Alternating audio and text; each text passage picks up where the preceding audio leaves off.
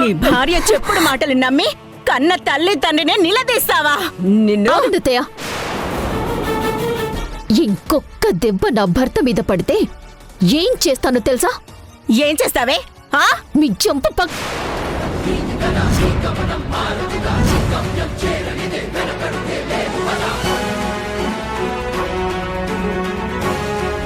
మా అత్తయ్య మీద చెయ్యెత్తుతావే? నీకెన్ని గుండెలు?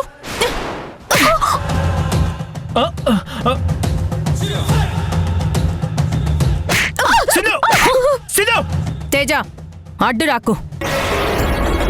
ఇంకొక్కసారి మా అత్తయ్య మీద చెయ్యి ఎత్తితే ఆ చెయ్యి నరికేస్తాను. ఏమనుకుంటున్నావు? నిన్ను నమ్మి ఈ ఇంటి పెద్ద కోడలు హోదా ఇస్తే ఈ కుటుంబాన్నే నాశనం చేయాలని చూస్తావా? మళ్ళీ ఏం చేయాలని వచ్చావు? చెప్పు. సింధు, మర్యాదగా మాట్లాడు.